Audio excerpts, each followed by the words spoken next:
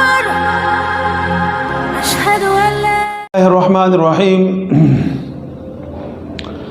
عید کی نماز کا طریقہ یہ ہے، سب سے پہلے ہم نیت اس طریقے سے کریں گے کہ عید الاضحیٰ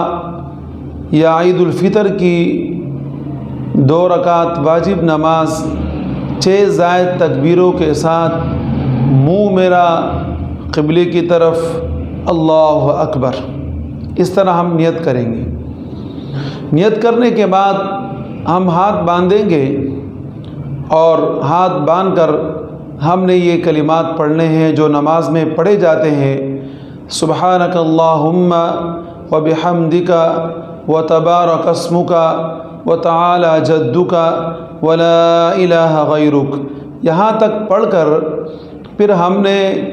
تکبیرات کے لیے ہاتھوں کو کانوں تک اٹھانا ہے، ایسے اٹھا کے چھوڑ دینا ہے، اللہ اکبر۔ پھر اس کے بعد ہاتھ کو کانوں تک اٹھانا ہے، دوسری مرتبہ اللہ اکبر، ہاتھ کو چھوڑ دینا ہے، اور پھر تیسری مرتبہ ہاتھ کانوں تک اٹھا کر اللہ اکبر کہہ کر ہاتھ کو چھوڑنا نہیں ہے بلکہ باندھنا ہے، اور پھر اس کے بعد اعوذ باللہ من الشیطان الرجیم بسم اللہ الرحمن الرحیم امام کہے گا، اور اسی طریقے سے سورہ فاتحہ اور سورت پڑھ کے وہ اپنی پہلی رکعت کو پورا کر لے گا۔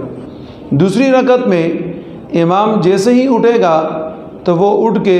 سورہ فاتحہ شروع کر دے گا، الحمدللہ رب العالمین الرحمن الرحیم ولا الضالین آمین تک، اور اس کے بعد سورت پڑھے گا۔ تو سورت پڑھنے کے بعد امام نے اور آپ حضرات نے فوراً رکوع میں نہیں جانا، بلکہ رکوع سے پہلے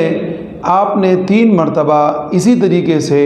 ہاتھوں کو کانوں تک اٹھا کر چھوڑ دینا ہے، اللہ اکبر اللہ اکبر اللہ اکبر، اور چوتھی مرتبہ جب امام اللہ اکبر کہے گا تو آپ نے رکوع میں جانا ہے۔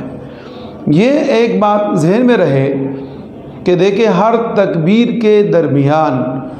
اتنا فاصلہ ہو کہ 3 مرتبہ سبحان اللہ کہا جا سکے، جیسے کہ اللہ اکبر آپ نے کہہ دیا، اب اتنا ہو سبحان اللہ سبحان اللہ سبحان اللہ، یعنی اتنا ٹائم آپ کے پاس ہو، پھر اس کے بعد اللہ اکبر اللہ اکبر۔ اب ایسا نہ ہو جیسے کہ بہت سارے حضرات ہمارے ایسے ہوتے ہیں